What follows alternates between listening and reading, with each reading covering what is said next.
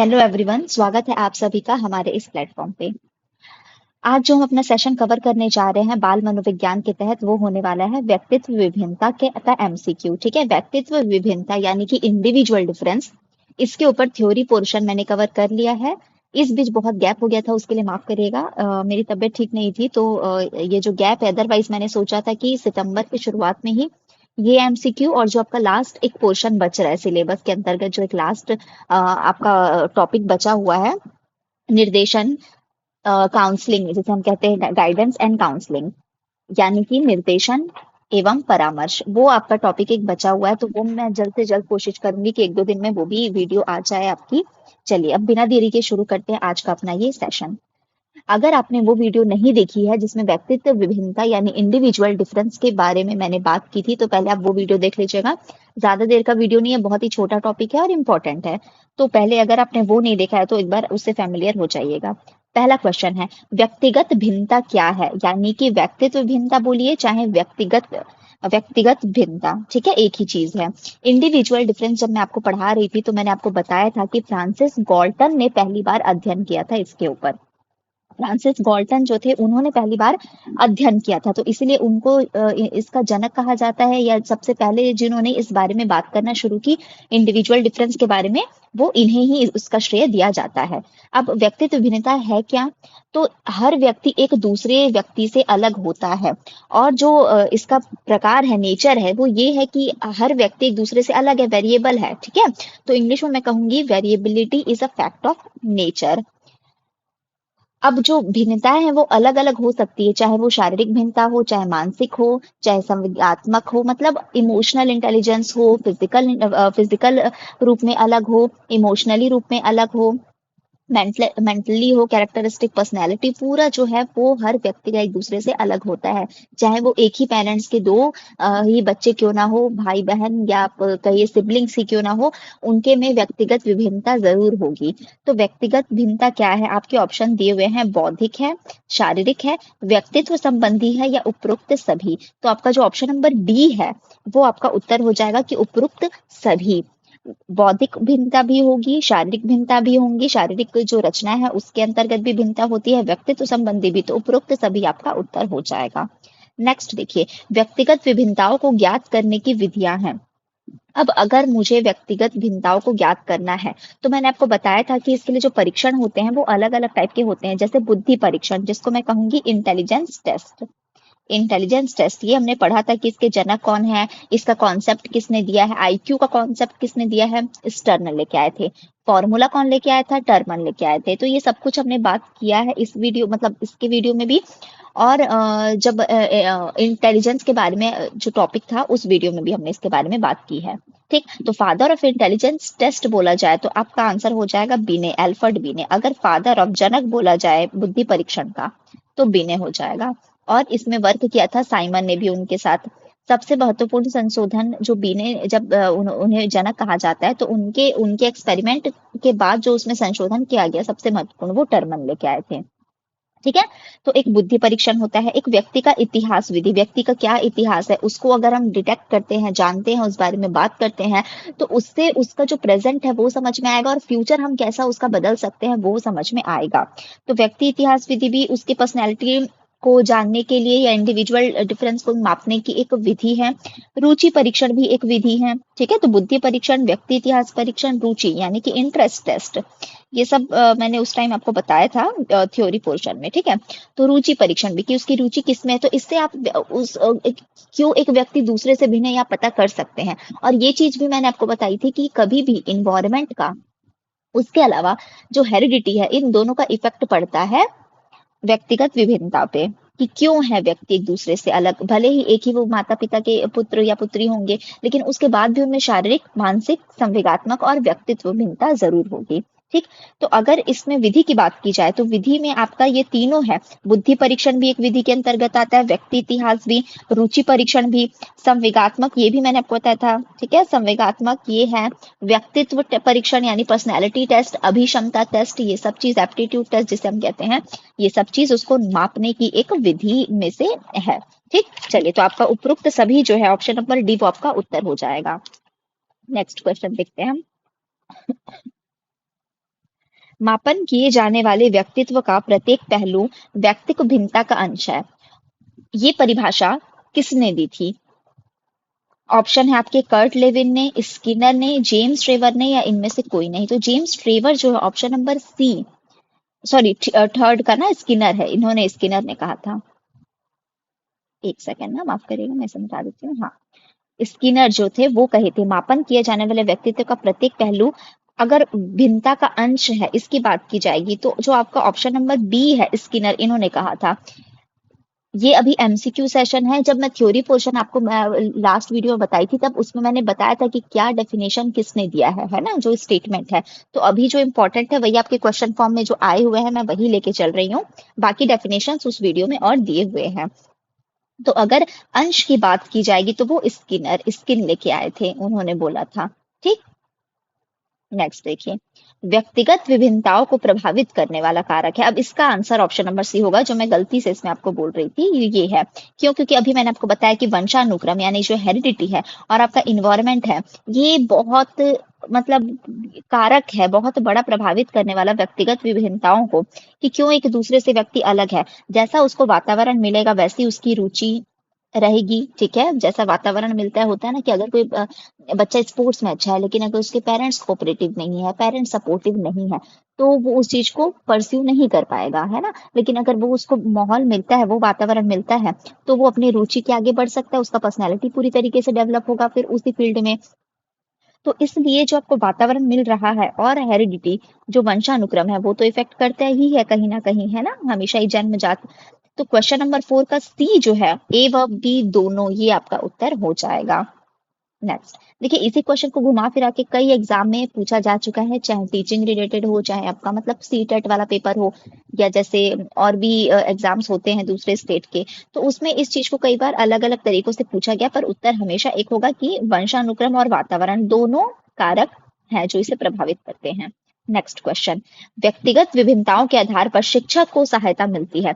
मतलब देखिए, अगर कोई क्लासरूम में टीचिंग चल रही है, क्लासरूम टीचिंग चल रही है, टीचर बच्चों को पढ़ा रहा है, तो उसे ये पता होना चाहिए कि हर व्यक्ति, हर बच्चा एक दूसरे से बच्चे से अलग है। तो हम ये कंपेयर नहीं कर सकते कि किसी एक बच्चे को अगर जल्दी समझ में आ गया तो दूसरे बच्चे को क्यों नहीं आ रहा है। तो हम क्या, जो टीचर सब फ्रस्ट्रेट हो जाते हैं, इरिटेट हो जाते हैं, वो नहीं होना है, क्योंकि आपको पता होना चाहिए कि व्यक्तिगत भिन्नता होती है। ठीक है, सब बच्चे एक दूसरे से अलग हैं, तो आपको अपनी विधि में कुछ चेंज लाना पड़ेगा। हो सकता है एक बच्चे को किसी शिक्षण विधि से समझ ना आ रहा हो, तो वो दूसरे विधि को अडॉप्ट करेगा, है ना। तो इसीलिए क्या क्या चीजों में जो व्यक्तिगत विभिन्नता है के आधार पर शिक्षक को क्या क्या चीज में सहायता मिलती है, तो आपके ऑप्शन दिए हुए हैं, शैक्षिक व व्यावसायिक निर्देशन में, छात्रों के वर्गीकरण में, शिक्षण विधि के चयन में, जो मैंने आपको बताया कि शिक्षण विधि के चयन में, तो उपरोक्त सभी जो है वो आपका उत्तर होगा, क्योंकि हेल्प मेन तो है शिक्षण विधि के चयन में। अगर आपको लग रहा है कि बच्चे को समझ नहीं आ रहा है, तो आपको एक अपनी विधि को चेंज लाना पड़ेगा। लेकिन व्यक्तिगत विभिन्नताओं के आधार पर किस किस चीज में उन्हें सहायता मिलती है उसकी बात की जाएगी, तो उपरोक्त सभी आपका आंसर है।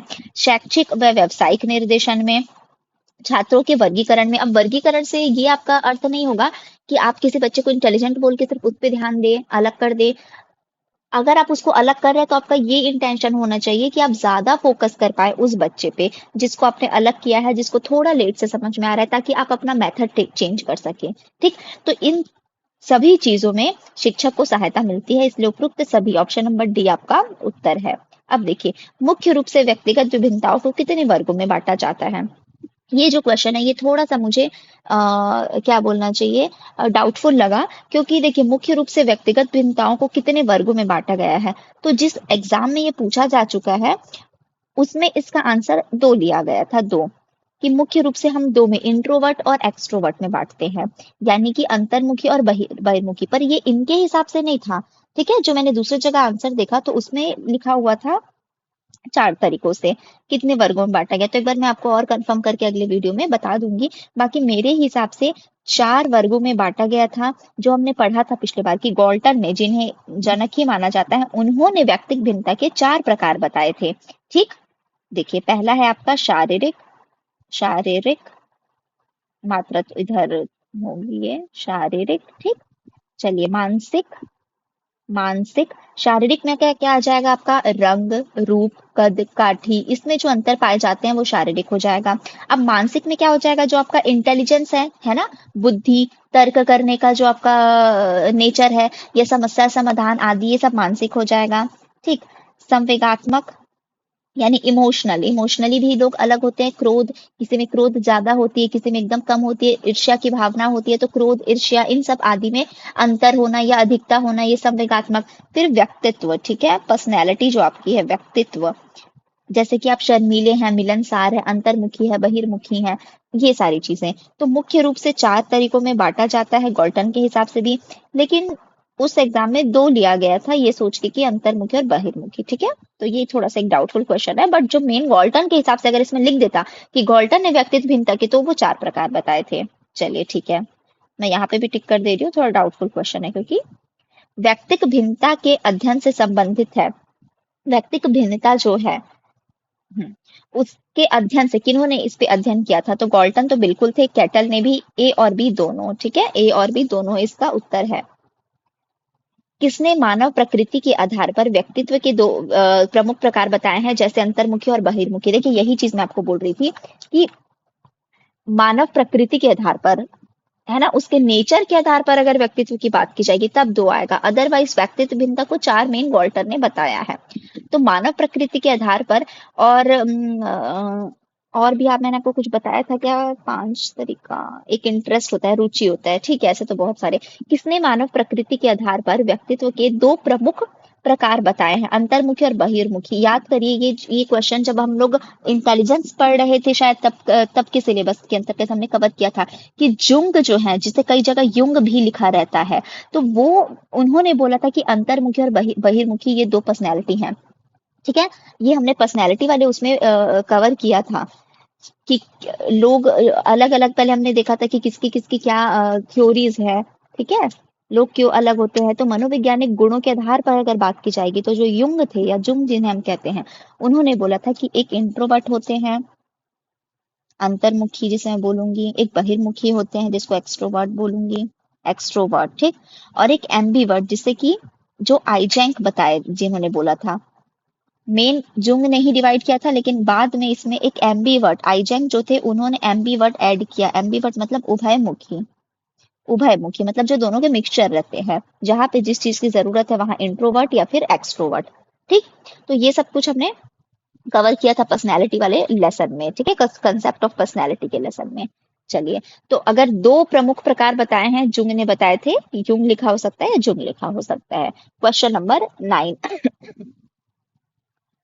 क्वेश्चन नंबर 9, प्रोजेक्ट प्रणाली किसकी विचारधारा है? अच्छा, ये मैं आपको अलग से बताऊंगी, अभी लाइन से एक चीज आएगी कि प्रोजेक्ट प्रणाली, किंडरगार्टन प्रणाली किसने दी थी, बेसिक एजुकेशन किसने दी थी, ये चीज बस एक बची थी, शायद मैंने आपको बताया था लास्ट वीडियो में कि ये जो टॉपिक है, जो आपका ये इंडिविजुअल डिफरेंस वाला टॉपिक है, उसमें सिर्फ एक चीज, इंडिविजुअल डिफरेंस के अलग अलग आधार पर शिक्षण विधि, अलग अलग विधि जो होती है, वो कौन कौन लेके आए थे उसके बारे में, तो ये मैं आपको वीडियो के एंड में एक साथ बताऊंगी, उसके बाद हम इसको सॉल्व करेंगे।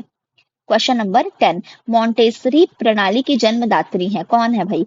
तो देखिए ये भी सेम इसी का ही हिस्सा है, ये मैं वैसे बताऊंगी, लेकिन चलिए इसका आंसर बता दे रही हूँ। ऑप्शन नंबर सी जो है, मारिया मॉन्टेसरी, वो जन्मदात्री हैं, ठीक है, मॉन्टेसरी प्रणाली का आपने सुना होगा, बच्चों के लिए जो एक स्कूल होते हैं अलग से, मॉन्टेसरी स्कूल हम कहते हैं ना, तो उसकी जन्मदात्री कौन है? तो मारिया मॉन्टेसरी एक ही नाम है, इसलिए ध्यान रखिएगा, एग्जाम में पूरा पढ़िएगा पहले। ऑप्शन नंबर सी जो है वो आपका उत्तर है। नेक्स्ट क्वेश्चन, आपकी कक्षा में सतीश और मुकेश में काफी व्यक्तित्व भिन्नताएं हैं, इसका प्रमुख कारण क्या हो सकता है? मतलब आपकी जो क्लास है उसमें सतीश और मुकेश, ठीक है, इन दोनों के बीच में बहुत हद तक व्यक्तिगत विभिन्नताएं हैं, बिल्कुल होगी, है ना, लेकिन यहाँ पे लिखा है काफी हद तक है, तो इसका प्रमुख कारण क्या हो सकता है? क्यों उनके में इतनी ज्यादा व्यक्तित्व भिन्नताएं हैं? तो क्या वंशानुक्रम, हेरिडिटी उसका कारण होगा? क्या वातावरण कारण होगा? दोनों होगा? तो जब भी ऐसा क्वेश्चन आए, आपको हमेशा ऑप्शन मतलब वो लगाना है जहाँ पे दोनों दिया हो, वंशानुक्रम, वातावरण। मैंने बताया ना, अलग अलग तरीके से क्वेश्चन पूछा जा सकता है, लेकिन उत्तर हमेशा होगा जिसमें दोनों कारक हो या दोनों उसका कारण है, मतलब, ठीक है, व्यक्तिगत विभिन्नता का, क्योंकि हमेशा ही वंशानुक्रम और वातावरण का प्रभाव पड़ता है इस पे। नेक्स्ट, वातावरण वह बाहरी शक्ति है जो हमें प्रभावित करती है, यह कथन किसका है? रॉस का है, ठीक है, ये कथन किसका है? वातावरण वह बाहरी शक्ति है। बाहरी शक्ति, बाहर की शक्ति रॉस ने बोला था, ठीक है, बाहर की शक्ति रॉस ने, आप ऐसे याद करिएगा, बाहर की शक्ति रॉस, ठीक। चलिए क्वेश्चन नंबर 13। सीमा हर पाठ को बहुत जल्दी सीख लेती है, जबकि लीना उसे सीखने में ज्यादा समय लेती है, ठीक है, क्योंकि क्या है, दोनों के बीच में व्यक्तित्व भिन्नताएं हैं, ठीक है। तो सीमा हर पाठ को बहुत जल्दी सीख लेती है, जबकि लीना उसे सीखने में ज्यादा समय लेती है। यह विकास के डैश सिद्धांत को दर्शाता है। विकास के किस सिद्धांत को दर्शाता है? तो अगेन आपका ऑप्शन है व्यक्तिक भिन्नता, अंतः संबंध, निरंतरता या सामान्य से विशिष्ट की ओर। तो देखिए आपका ऑप्शन नंबर ए जो है 13 का वही उत्तर होगा कि दो बच्चे अलग अलग है, एक को सीखने में समय लग रहा है, एक को सीखने में जल्दी सीख जा रही है। तो यह विकास के किस सिद्धांत को? तो व्यक्तिक भिन्नता की दोनों भिन्न है, और दोनों का कारण क्या हो सकता है? तो उनका वातावरण या जो उनको वंशानुक्रम मिला है, हेरिडिटी है उनकी, वो कारक सबसे काफी हद तक रहता है। लेकिन अंतर संबंध तो बिल्कुल नहीं, मतलब उनमें इंटर रिलेशन बिल्कुल नहीं। अगर निरंतरता मतलब कि जैसे कि कंटिन्यू, एक पढ़ रही हो एक ना पढ़ रही हो, ऐसा कहीं नहीं लिखा हुआ है। वहां पे सिर्फ समय की बात की जा रही है कि वो बहुत जल्दी सीख लेती है और वो सीखने में ज्यादा समय लगाती है। तो ये व्यक्तिगत भिन्नता की वजह से ही है, ठीक। Question number 14। निम्न में से कौन सा विकल्प उपलब्धि में व्यक्तिगत भिन्नता का प्रतीक नहीं है? विकल्प उपलब्धि में कौन सा विकल्प, कौन सा ऑप्शन ऐसा है जो उपलब्धि में मतलब कि अचीवमेंट में इंडिविजुअल डिफरेंस का प्रतीक नहीं है, पूछ रहा है। पूर्व अनुभव में भिन्नता मतलब जो आपके पास के एक्सपीरियंस है उनमें भिन्नता, तो वो तो होगा ही, प्रतीक होगा इसकी व्यक्तिगत भिन्नता का। लिंग में भिन्नता, लिंग में भिन्नता होना, रुचियों में भिन्नता होना या पूर्व निर्देशन में भिन्नता होना। तो ऑप्शन के अनुरूप ऑप्शन जो दिया है उसका ऑप्शन नंबर बी जो है वो आपका उत्तर होना चाहिए कि लिंग में भिन्नता जो है ये उसके उपलब्धि का प्रतीक नहीं है। हालांकि व्यक्तिगत भिन्नता अलग अलग जो होती है वो 4 टाइप में हमने डिवाइड किया था, पर मैंने आपको ये भी बताया था कि बहुत अलग अलग उसके कारण, जैसे कि लिंग में भिन्नता होना, संस्कृति होना, उसके शिक्षा में उनकी आदत नजरिया, बहुत सारे अंतर होते हैं, ठीक। लेकिन इसमें बोल रहा है उपलब्धि में, अचीवमेंट में, तो अचीवमेंट में उनके लिंग में भिन्नता ये उसका प्रतीक नहीं है। उनके पास्ट एक्सपीरियंस का एक्सपेक्ट पड़ता है। रुचि में भिन्नता, किसी की रुचि होगी मैथ सब्जेक्ट में, किसी की रुचि होगी साइंस में, किसी की रुचि होगी आर्ट्स रिलेटेड सब्जेक्ट में। तो रुचि में भिन्नता, ठीक है, तो वो उसके उपलब्धि में प्रतीक हो सकता है। पूर्व निर्देशन, जो निर्देशन दिया गया है आपको, डायरेक्शन दिया गया है, उसमें भिन्नता होना, है ना, आपको कुछ और बताया गया था, आपने कुछ और उसे समझा, अगर इन केस मतलब उसके निर्देशन में भिन्नता अलग अलग, पर लिंग में भिन्नता इसका प्रतीक नहीं है।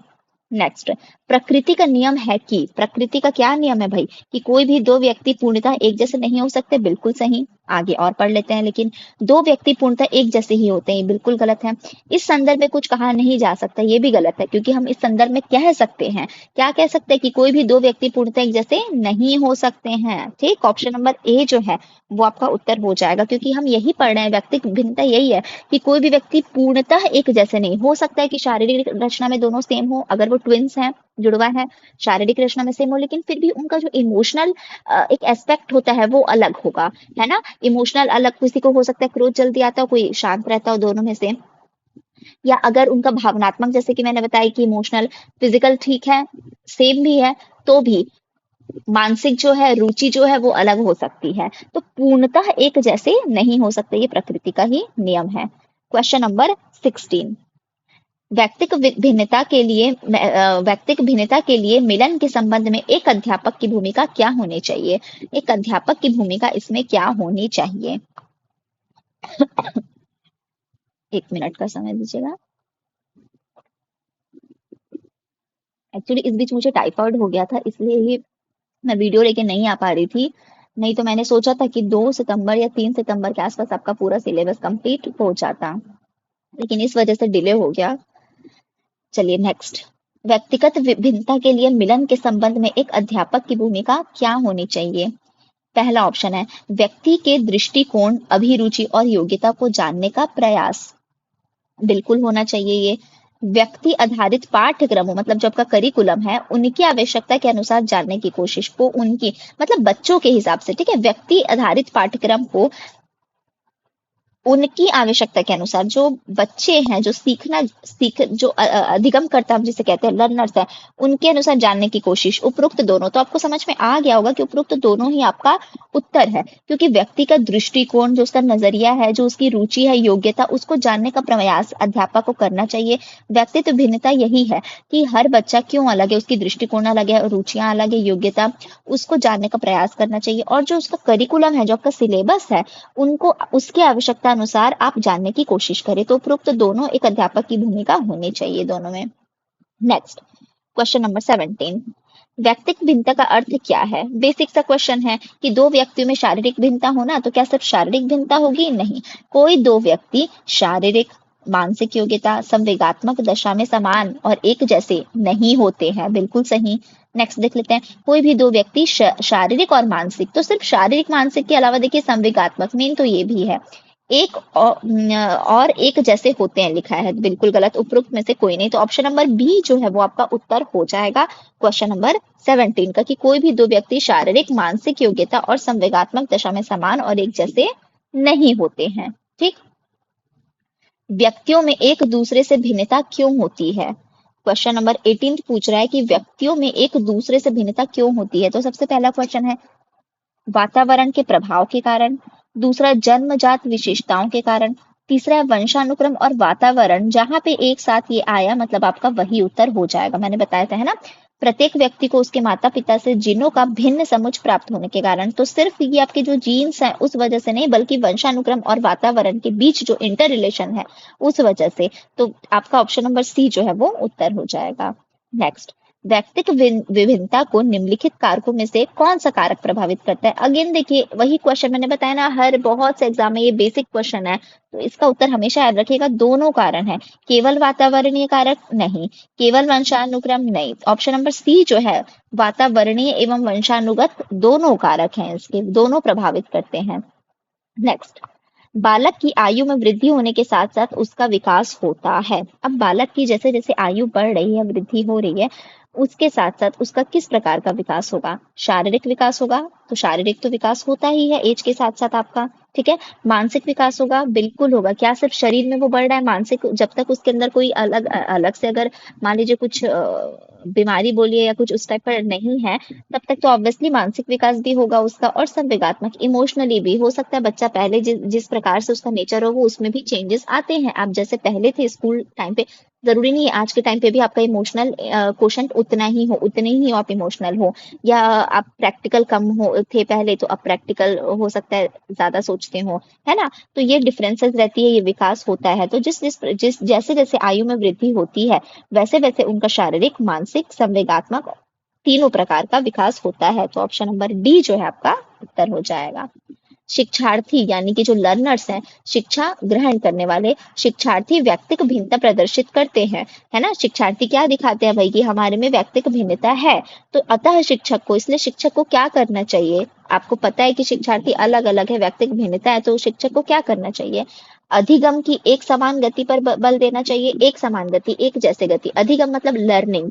तो लर्निंग की क्या एक जैसी देनी चाहिए सभी बच्चों को? नहीं, क्योंकि हम वही तो बात कर रहे हैं ना कि व्यक्तिक भिन्नता है, मतलब एक बच्चा थोड़ा जल्दी कोई चीज को समझ सकता है और एक बच्चे को थोड़ा टाइम लग सकता है समझने में, है ना। तो शिक्षक को क्या एक समान गति देनी चाहिए कि जिस प्रकार एक ही स्पीड पे चलना चाहिए? नहीं, है ना, उनको उसके हिसाब से बदलना चाहिए। दूसरा, सीखने के विविध अनुभव को उपलब्ध कराना चाहिए। ये सही है कि सीखने के विविध अलग अलग अनुभव, जैसा मैंने बताया कि अगर किसी बच्चे को एक एक तरीके से समझ नहीं आ रहा है, तो जो टीचर है उसको अपने सिखाने की, है ना, सीखने की, यानी कि बच्चों के उनके अनुभव को, अलग अलग अनुभव उनको प्रदान करना चाहिए एक शिक्षक को, कि उसको आप एक मेथड से नहीं, एक विधि से नहीं समझ आ रहा है तो आप दूसरा विधि समझ आइए। तीसरा, कठोर अनुशासन सुनिश्चित करना चाहिए। बिल्कुल गलत जवाब। परीक्षाओं की संख्या बढ़ा देनी चाहिए। बिल्कुल गलत जवाब। तो ऑप्शन नंबर बी जो है वो आपका उत्तर होगा। हमेशा आपको पॉजिटिव लेके ही चलना है कि सीखने की विविध अनुभव को उपलब्ध कराना चाहिए। आपको ना तो उनके साथ कठोर होना है, ना ही तो निगेटिव उसको मेथड से देखना है कि परीक्षाओं की आप संख्या बढ़ा दें, है ना। हमेशा पॉजिटिव लेके चलना है बच्चे के लिए। तो 21 का बी आपका उत्तर। 22, व्यक्तिक भिन्नता के संदर्भ में कौन सा कथन सत्य नहीं है? अब इसमें बोला जा रहा है कि क्या कथन सत्य नहीं है, ठीक है, मतलब गलत होना चाहिए उसे। तो स्त्रियों की शारीरिक संरचना पुरुषों से अलग होती है, बिल्कुल सही, ये तो सही चीज है ना कि जो शारीरिक फिजिकल अपीयरेंस है फीमेल्स की वो मेल से अलग होगी। नेक्स्ट, बालकों में भी बुद्धि के आधार पर व्यक्तित्व भिन्नता पाई जाती है, तो क्या ये स्टेटमेंट गलत है? नहीं, बिल्कुल सही है ये भी, कि बालकों में भी बुद्धि के आधार पर ये भिन्नता पाई जाएगी। नेक्स्ट, मानव के व्यक्तित्व एवं विकास पर उसके परिवार एवं समाज का कोई प्रभाव नहीं पड़ता है, ये गलत जवाब है। मानव के व्यक्तित्व एवं विकास पर उसके परिवार एवं समाज का, यानी कि जो उसका वातावरण है, क्या उसका कोई प्रभाव नहीं पड़ता? बिल्कुल गलत, बिल्कुल उसका प्रभाव पड़ता है वंशानुक्रम और वातावरण का ही। ठीक, सभी बालकों की अभिवृत्ति एवं रुचियां एक समान नहीं होती है, तो ये भी सही लिखा है भाई कि जो उनकी रुचि है वो एक समान नहीं होगी, अलग अलग होगी, है ना। तो ये तीनों ऑप्शन सही है, A B D. Option number C जो है वो गलत है, इसलिए वो आपका उत्तर है। नेक्स्ट, मॉन्टेसरी प्रणाली का विकास किस प्रकार के बालकों के लिए किया गया था? तो देखिए, जो मॉन्टेसरी प्रणाली था वो मैंने आपको बताया कि मारिया मॉन्टेसरी लेके आई थी, ठीक है, ये एक साइकोलॉजिस्ट थी, साइकोलॉजिकल मेथड है जिसमें बच्चा अपनी इंद्रियों से व व्यवहारिक उपकरणों का उपयोग करके, ठीक है, उससे सीखे। इंद्रियों से, सेंस ऑर्गन्स जो आपके होते हैं, है ना, फिंगर्स है, आपके आईज हैं, ईयर है, तो ये जो आपके सेंस ऑर्गन्स रहते हैं, इंद्रिया ये वाली, उससे सीखे। तो वो किस प्रकार के बालकों के लिए किया गया था उस समय पर? सबसे पहले ऑप्शन दिया मंद बुद्धि एवं सुविधाहीन बालकों के लिए, दूसरा तीव्र विधि बालकों के लिए, तीसरा लिखा है औसत बुद्धि वाले, और उपरोक्त सभी। तो आपका जो ऑप्शन है वो ऑप्शन नंबर ए है, मंद बुद्धि एवं सुविधाहीन बालकों के लिए, यानी इंग्लिश में अगर मैं कहूँ तो मेंटल रिटार्डेड जो बच्चे हैं, ठीक है, जिनको थोड़ी दिक्कत होती है समझने में, दुर्लभ जो होते हैं बच्चे, उनके लिए किया गया था मॉन्टेसरी प्रणाली का विकास मेनली, ताकि वो अपने सेंस ऑर्गन्स को टच करके चीजों को समझ सके, सोच सके, ठीक है। तो मंद बुद्धि बालकों के लिए ये प्रणाली विकसित हुई थी। चलिए, क्वेश्चन नंबर 24। क्वेश्चन नंबर 24, अभिक्रमित अनुदेशन के प्रतिपादक है। अब अभिक्रमित अनुदेशन ये किसने दिया था भाई? तो स्किनर ने, डीवी ने, थॉर्नडाइक ने, या पेवलॉव ने? इसको मिटा देती हूँ। तो इसका ऑप्शन हो जाएगा स्किनर ने, ठीक है। 24 का ऑप्शन ए जो है स्किनर, वो हो जाएगा। अब अभिक्रमित अनुदेशन, देखिए अभिक्रमित अनुदेशन मतलब क्या होता है? ये भी एक लर्निंग मेथड है, टीचिंग लर्निंग मेथड है।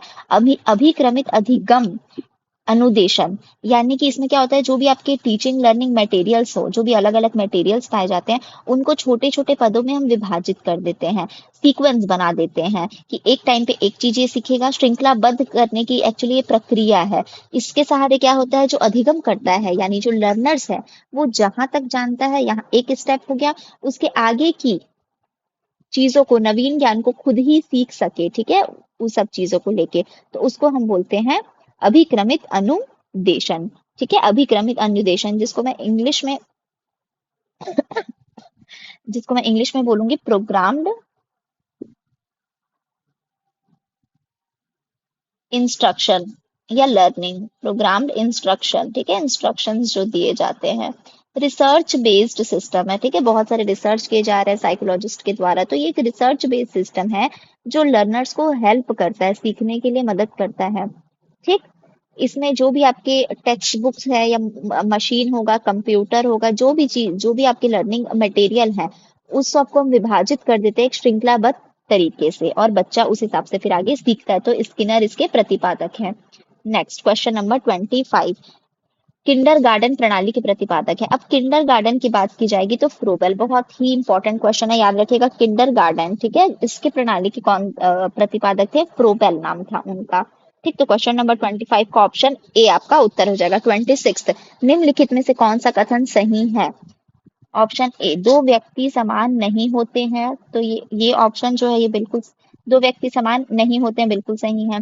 नेक्स्ट, व्यक्तिक भिन्नताओं का मापन संभव है, ये भी सही है, क्योंकि मैंने आपको बताया था कि व्यक्तिक भिन्नताओं का मापन संभव है। अलग अलग एरिया रहते हैं, बुद्धि परीक्षण जैसे मैंने बताया, टेस्ट होता है, इंटेलिजेंस टेस्ट होता है, पर्सनैलिटी टेस्ट होता है, तो इसका मापन संभव है, ठीक। व्यक्तिक भिन्नता सार्वभौमिक होती है, बिल्कुल यूनिवर्सल है ये चीज की सभी में पाई जाएगी। तो ऑप्शन नंबर डी जो है वो आपका उत्तर हो जाएगा। व्यक्तिगत भिन्नताओं का क्षेत्र है। अब क्या क्या क्षेत्र आते हैं व्यक्तिगत भिन्नताओं के अंदर, तो मैंने आपको बताया था बेसिक 4 है, लेकिन बहुत सारे भिन्नता तो होंगे ही सब में, है ना। तो लिंग भेद भी होगा, शारीरिक रचना भी, मानसिक लिंग भेद, है ना, पुरुष एवं महिलाओं में लिंग भेद है, शारीरिक रचनाएं, मानसिक योग्यताएं, तो ये सभी जो है वो आपका उत्तर हो जाएगा क्वेश्चन नंबर 26 का ऑप्शन डी। अच्छा, ये 26 ये भी था और ये 27 लास्ट था, ठीक है। चलिए, तो इस तरीके से ये जो एमसीक्यू था वो कवर हो गया। अगर बोला जाए कि किसने सबसे पहले इंडिविजुअल डिफरेंस को, व्यक्तिगत भिन्नता को समझने का प्रयास किया, तो आंसर आपका हो जाएगा गॉल्टन। ठीक है, इन्होंने ही किया था, इसलिए इनको जनक कहा जाता है, और इन्होंने सबसे पहले इंडिविजुअल डिफरेंस को समझने का प्रयास किया था। तो एमसीक्यू जो था वो कवर हो गया। अब मैं आपको शिक्षण विधि के बारे में बता देती हूँ थोड़ा सा। शिक्षण विधि की क्या क्या विधि है, तो डॉल्टन एक विधि होती है, ठीक है। डॉल्टन डॉल्टन विधि का नाम है, इसमें विधि का नाम है। कौन इसको प्रतिपादक था वो मैं बताऊंगी आपको, ठीक। तो इसके प्रतिपादक पार्क थे, हेलन पार्क थे, हेलन पार्क हेलन पार्क थे। इसमें क्या रहता है कि कोई भी टाइम टेबल नहीं बनाया जाए, इसमें कोई भी टाइम टेबल नहीं बनाया जाएगा कि आपको इसके अकॉर्डिंग ही करना है, ऐसा नहीं होगा। बच्चा इसमें स्वतंत्र रहता है, फ्री रहता है, बच्चा स्वतंत्र रहता है, हर विषय की इसमें प्रयोगशाला रहती है। तो डॉल्टन विधि एक ये विधि हो गई। दूसरी विधि थी प्रोजेक्ट विधि, जिसे जॉन डीवी लेके आए थे, प्रोजेक्ट विधि, ठीक है। इसमें क्या करना था कि वो बोलते थे सीखना है करके, किसी भी चीज को लर्निंग बाय डूइंग जिसे हम कहते हैं, कि बच्चा सीख करके उस चीज को सीखे। और इसमें ऐसी अलग अलग परिस्थितियां पैदा कर दी जाती है, अलग अलग सिचुएशन पैदा कर दी जाती है कि बच्चा उस परिस्थिति में क्या करेगा, ठीक है। तो उस हिसाब से वो करके सीखेगा, ये प्रोजेक्ट विधि है, ठीक। चलिए, एक होता है ड्रैकोली विधि, इसे ओविड ड्रैकोली ने दिया था। ड्रैकोली उनके सरनेम के हिसाब से है, ड्रैकोली जिसे किसने दिया था, ओविड ड्रैकोली ने, ओविड ड्रैकोली, ठीक है। अब इसमें क्या था, इसमें ये रहता है कि जो बच्चे की क्षमता एवं रुचि है उसके अनुसार आप उनको अलग अलग कर देते हैं, और फिर जीवन की शिक्षा उसमें देते हैं, ठीक है। लाइफ के बारे में जो भी हमको शिक्षा देनी है वो हम उस हिसाब से उनकी क्षमता एवं रुचि के हिसाब से उनको अलग अलग करके देते हैं। नेक्स्ट है किंडरगार्टन, बहुत कॉमन है, ये आपने सुना होगा किंडरगार्टन, है ना। तो किंडरगार्टन क्या कहता है, पहले तो किसके द्वारा दिया गया था, प्रोबेल के द्वारा दिया गया था, ठीक है। तो बहुत इंपॉर्टेंट है, कई एग्जाम में ये पूछा जा चुका है। किंडरगार्टन किसके द्वारा दिया गया है, प्रोबेल। ये किस प्रकार का एजुकेशन है, तो ये बालक केंद्रित शिक्षा है, जिसे मैं इंग्लिश में बोलूंगी चाइल्ड सेंट्रिक एजुकेशन, बालक केंद्रित शिक्षा, ठीक। जिसे मैं क्या बोलूंगी इंग्लिश में, चाइल्ड सेंट्रिक एजुकेशन, मतलब पूरा जो हमारा केंद्र बिंदु है वो क्या होना चाहिए, बालक को लेके होना चाहिए। तो इसमें खेल खेल में शिक्षा देने का प्रावधान, खेल खेल में सीखना, ठीक है। खेल खेल में हम उनको सिखाएंगे, कोई बर्डन नहीं रहेगा इसमें, हम किंडरगार्टन में खेल खेल में सिखाते हैं। तो एक ये हो गया। नेक्स्ट है मॉन्टेसरी। मॉन्टेसरी अगेन वही है जो मैंने अभी आपको बताया था, किसने दिया था, मारिया मॉन्टेसरी ने। उन्होंने क्या बताया था कि बच्चे जो है वो अपनी इंद्रियों से या व्यवहारिक उपकरण का उपयोग करके, जिसे वो अपने सेंस ऑर्गन से टच कर सके, फील कर सके इंद्रियों से, उस हिसाब से सीखेंगे, मॉन्टेसरी मेथड। एक है बेसिक एजुकेशन। बेसिक एजुकेशन ये भारत के अगर पूछा जाए तो ये किसने शुरुआत की थी भाई, बुनियादी शिक्षा जिसे हम कहते हैं, तो गांधी जी ने शुरू की थी, ठीक है। इंपॉर्टेंट है ये भी प्रश्न, गांधी जी ने बेसिक एजुकेशन, बुनियादी शिक्षा की बात की थी, जिसमें उन्होंने कई सारी चीजें बोली थी, पर सबसे इंपॉर्टेंट है कि इसमें अपने मातृभाषा का प्रयोग करें, बच्चे को शिक्षा देने के लिए मातृभाषा का प्रयोग करें, बच्चे को हस्तकला सिखाएं, यानी कि जो हैंडीक्राफ्ट है वो सारी चीजें सिखाएं, जो कि बच्चा बाद में उसे जाके बेच सके, सेल कर सके, और कमाई का जरिया भी बन सके आगे जाके। निशुल्क एवं अनिवार्य शिक्षा, तो ये सब शिक्षा विधि है, ठीक है। इसमें सामूहिक विधि काम नहीं आती है, याद रखिएगा। अगर किसी ऑप्शन में लिखा हो कि कौन सी विधि काम नहीं आती है, तो सामूहिक विधि जो है वो काम नहीं आएगी इंडिविजुअल डिफरेंस के लिए, ठीक। चलिए, तो जो इंपॉर्टेंट चीजें थी वो मैंने कवर कर दिया है। सिर्फ एक टॉपिक आपका बच रहा है जो मैं पूरी कोशिश करूंगी कि कल या परसों, यानी 1 या 2 दिन में ही आ जाए। उम्मीद करती हूँ लेक्चर आपको पसंद आ रहे होंगे। Thank you so much, take care.